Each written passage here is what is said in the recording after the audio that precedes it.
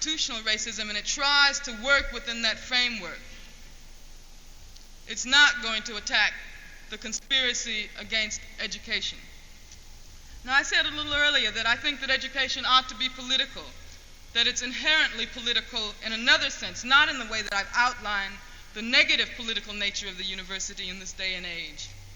Now, I want to read a quote from Herbert Marcuse's latest book, An Essay on Liberation, and I think he puts it very well. He says, "What appears as extraneous politicalization of the university by disrupting radicals today, as it was so often in the past, the logical internal dynamic of education. Translation of knowledge into reality, of humanistic values into humane conditions of existence. Denial of the right of political activity in the university perpetuates the separation between theoretical and practical reason and reduces the effectiveness and the scope of intelligence."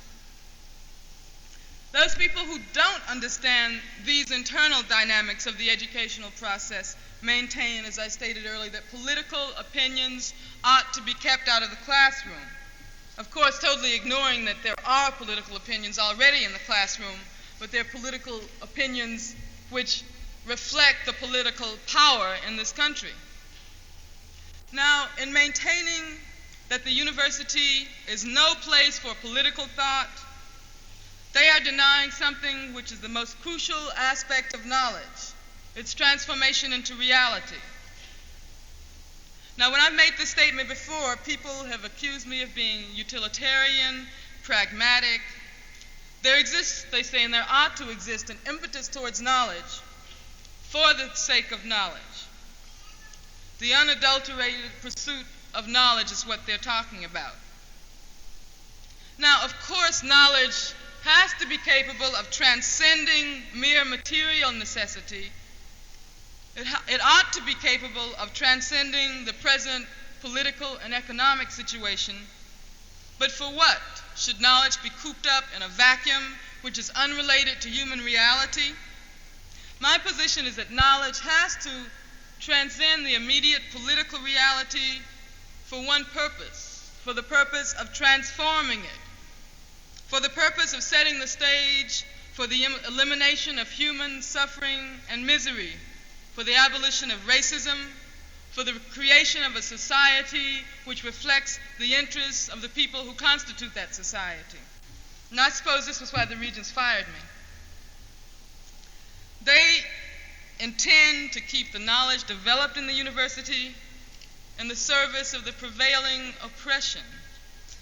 And I guess they were right from their point of view. The fact that I'm a member of the Communist Party, that I'm involved in the activities of the Che Lumumba Club, which is an all-black collective of the party committed to the struggle for black liberation, says something about the kind of mind that I have.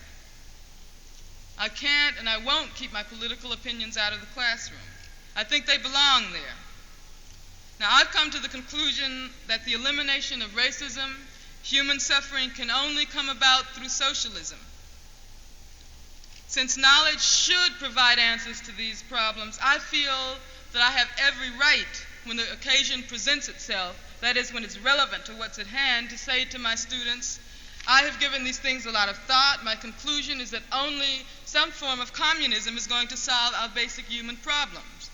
And I want them to think about it, to criticize, to say what they think, to say whether they think I'm wrong, to say whether they think I'm right, and to present other solutions, perhaps, which they feel might be better.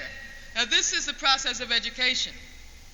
It's supposed to be a free atmosphere where everything can be subjected to a critical attitude. And I think the critical attitude is truly the mark of an educated person. But I have to inject here the fact that this is not really what the Regents meant when they said that my membership in the Communist Party makes me biased and renders me incapable of teaching in the true sense. So when I said they were right, that my membership in the Communist Party says something about the kind of mind I have, I didn't mean, and I want to make this clear, especially to the members of the press who are here, that I received directives from the party as to how to conduct my class, or that my mind has been rigidified by my experiences in the party, that I would be incapable of free thought.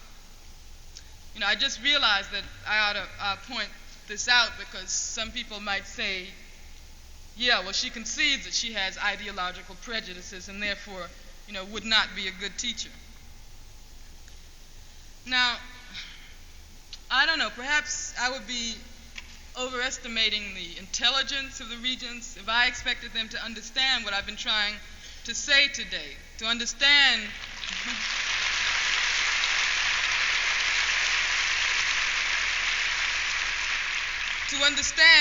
what the inherent relationship between education and politics is.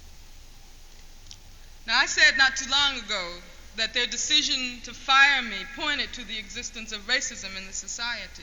And they proved themselves, I think, totally incapable of understanding that there's more to racism than just psychological attitudes. I think, I've demonstrated that on one level, that there is something that we can call institutional racism, and that it exists in the university. Now, one of the regents, without even taking the time to think about what I had said, jumped up and said, we didn't fire her because she's black, we fired her because she's a member of the Communist Party. And to demonstrate that, we're going to find another black person to replace her with once she leaves.